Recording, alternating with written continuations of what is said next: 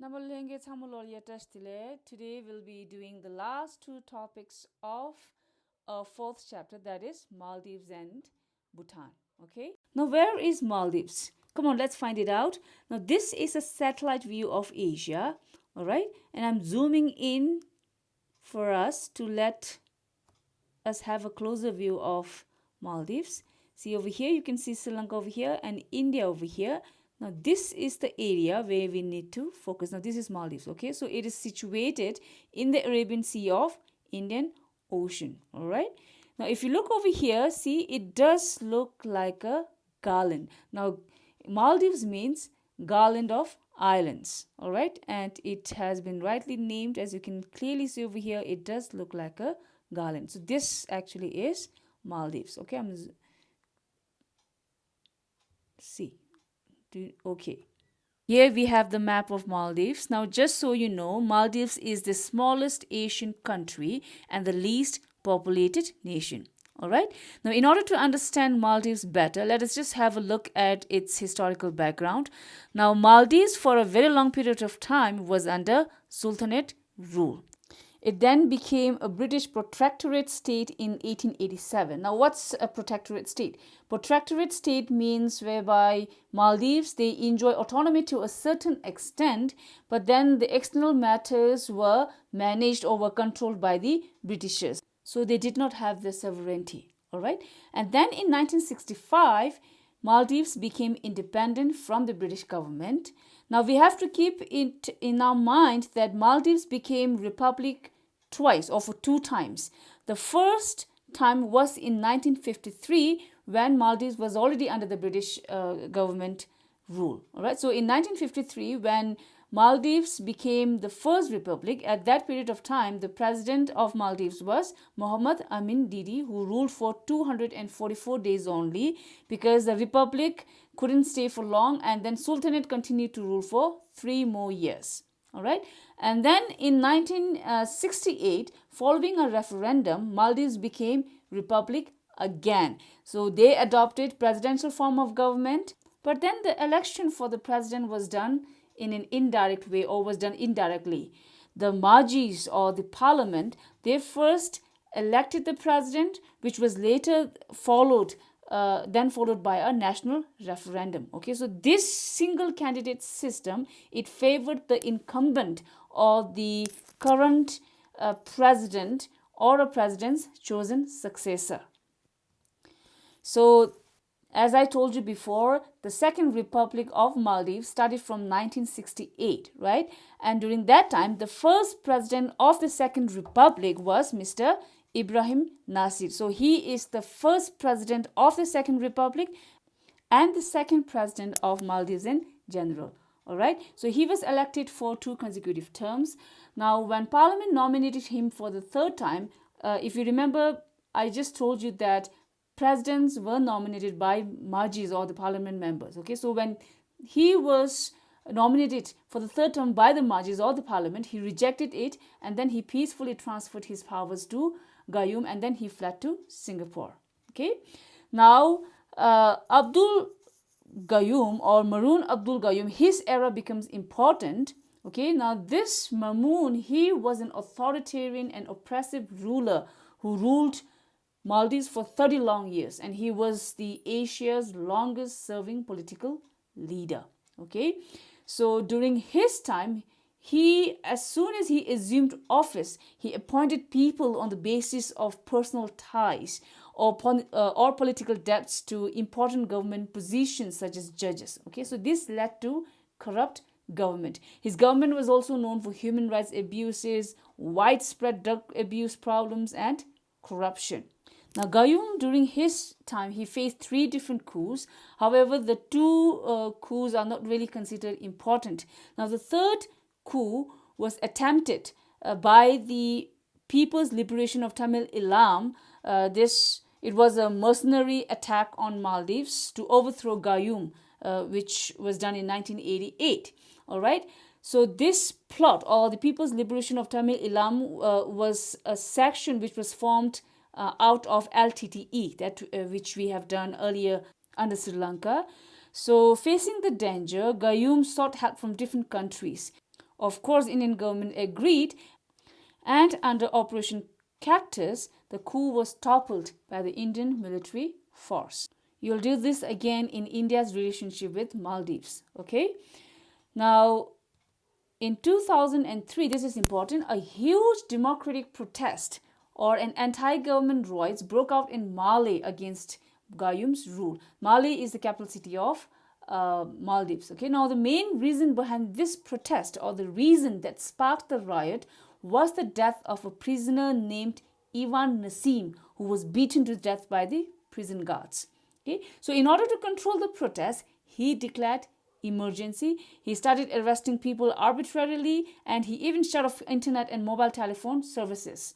So his actions against the people's protest were strongly opposed and criticized by countries such as United States, United Kingdom, India, Sri Lanka, and international organizations such as European Union.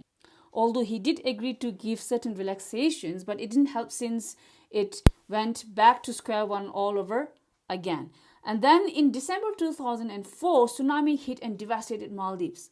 So taking this opportunity, European Union and other countries, they further pressurized Mamoon for reforms. They threatened to end the humanitarian aid if he didn't do so. And he was under huge pressure because Maldives was in dire need of aid at that period of time. So facing the pressures of organizations such as European Union and other countries, and of course its own people, Mamoon finally lifted the ban on political parties in 2005. Okay, so from 2005, Maldives finally had multi-party system. And then finally in 2008, Maldives for the first time in its history had a multi-party election. All right. Of course, he lost. The Maldives Democratic Party won with Mohammed Nasheed of Maldives Democratic Party as its president. And this put an end to the 30 years authoritarian rule of Mamoon. So Mohammed Nasheed was the first ever democratically elected leader of Maldives. Here, okay. So Mohammed Nasheed was an activist who had been jailed several times during Gayoom's rule. He was a co-founder of the Maldives Democratic Party. Now, after he assumed power, he had to resign in 2012 because of a coup which was believed to be engineered by Gayoom and his supporters. Actually, during his presidency, he ordered the military to arrest Chief Justice Abdullah Muhammad. So people started protesting against this decision of him, and these protesters were later joined by police and military. He later said that he had to resign at gunpoint. And for this same reason, he was later sentenced to 13 years of jail by Abdul Gayoom, who was the 6th president. Okay, so he left Maldives and he sought refuge in Britain. After he had resigned, he was replaced by his vice president, Mohammed Wahid Hassan. Okay, so this is Mohammed Wahid Hassan. Now, Abdullah Gayoom, he won the elections of 2013, and this man is really interesting. Now, Abdul Gayoom was the half-brother of the former president Mohammed Gayoom. You remember this man? Okay, so he followed the steps of his brother, thereby ruling in a despotic and authoritarian way. Okay, so he imprisoned all his political rivals, including former President Nasheed. Okay, I told you he sentenced Nasheed to 13 years for the arrest of the judge. He also imprisoned his own vice president, and he even imprisoned his own half-brother Gayoom, Mohammed Gayoom. Okay, then he took control over the court as well, but then he lost the next election, that was in 2018. Now you need to know that Abdullah Gayoom was a pro-China. Okay, and then in 2018 elections, Ibrahim Mohammed Solih, he won. Now, as of now, Solih is the 7th president of the Maldives and the country's 3rd democratically elected president. Solih, unlike Gayoom, is a pro-India. Okay, so this is all about Maldives. Now, before we end, let's have a very quick recapitulation of what we have learned so far. Now, these are the 6 leaders or the 6 presidents after Maldives turned republic for the second time. Okay, now from these leaders, it's very important for us to remember Gayoom's era, because he was the longest authoritarian ruler in Asia in general and Maldives in particular. It was during his term that the people's protest against his rule and the demand for democracy took its shape, and the first multi-party election in Maldives was held in 2008. Okay, so in a way, it was because of him that multi-party system came in Maldives. And then Mohammed Nasheed is also important for us to remember, since he was the first president to be elected through a multi-party system. And of course, we have Soli, who is the current president, which we must remember. Now we are finally left with Bhutan. Okay, now Bhutan, as you can see over here, is a landlocked area. Okay, it is the second least populous nation after Maldives in this region. Okay, and Bhutan is also known as one of the most peaceful nations. And one very interesting about Bhutan is that it has never been colonized in its history. Now, Nepal was under absolute monarchy till 1998. All right, the king was the supreme and he had absolute powers. So this king over here, King Jigme Singye Wangchuk, he was the last king to enjoy absolute monarchy, and he was also the one who led Bhutan towards modernization and democratization. Now, Jigme Singye Wangchuk, he was crowned at the mere age of 16. Okay, and this king, he gave up his absolute power in 1998 and ruled in conjunction with the government, an assembly, and a royal advisory council. Okay, and then towards modernization, until 1999 there was a ban on television and any sort of media exposure. So there was no television before 1999, but then in 1999 the government, they lifted the ban on television and the internet, making Bhutan one of the last countries to introduce television. All right. Now, if you talk about his move towards democratization, now unlike the other countries, democratization in Bhutan was completely different. Okay, in other countries, the people, they had to protest for democracy, but then in Bhutan, the king actually had to persuade people for democratization. Bhutan now has a constitution, and if you talk about the adoption of this constitution, King Jigme Singye Wangchuk, he commanded drafting of a constitution in 2001. Okay, and then in 2005, the draft of the constitution was presented to all the people of Bhutan for their feedbacks and suggestions, and there were a whole lot of discussions in which the kings even took part, Jigme Singye Wangchuk as well as his son afterwards. And finally, in 2008, the constitution was adopted and enacted. Now, with the adoption of the constitution in 2008, Bhutan transitioned from an absolute monarchy to a constitutional monarchy, all right? King Jigme Singye Wangchuk, he transferred most of his administrative powers to the Council of Cabinet Ministers, all right? He also allowed the impeachment of the king by the National Assembly, which is, again, very different from other countries. The constitution also mandates a king to retire upon reaching the age of 65. Okay. Now, the constitution also adopted a democratic multi-party system. So, with the adoption of a democratic multi-party system, Bhutan had its first election in 2008. But then before the actual election, the people of Bhutan, they had a mock election in 2007 so as to familiarize the people with the system of this election.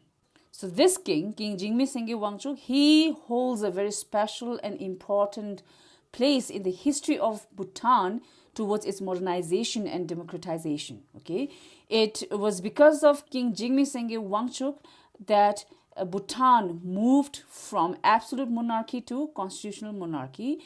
They also have a multi-party system and a modern constitution. And the best part is the people's participation in the free and fair election, which is one of the most important elements of democracy.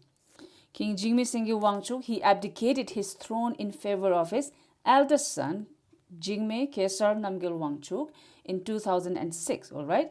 Although he abdicated his throne in 2006, but then King Kesar Namgyal Wangchuk, he was crowned in 2008.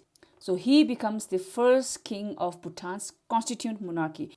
Now both these kings are very important in the history of Bhutan because King Jigme Sengye Wangchuk was the last king to enjoy the absolute monarchy, and King Jigme Khesar Namgyal Wangchuk, he is the first king of the constituent monarchy. The current Prime Minister of Bhutan is Dr. Lote Tsering here, and he is the leader of Druk Nyamrup Sokwa Party. Okay, that's it. So we have come to the end of our fourth chapter, that is South Asia and the Contemporary World. Now, India's relationship with these countries, which we had earlier in this chapter, has been moved to chapter number 3 of our second book, that is India's Foreign Policy. So we'll learn about this when we do our second book, okay? Now, after this chapter, we have United Nations and its organizations. So until I make and upload video on the next chapter, I want you all to understand this chapter thoroughly. Okay, since this chapter involves different countries' struggle towards democracy with various leaders, I would advise you to go through the videos a couple of times. Okay, I'm also leaving a link in the description below for you to read if you want to know more about Maldives. So until I meet you next time, watch these clips till you understand, all right? Take care and stay safe.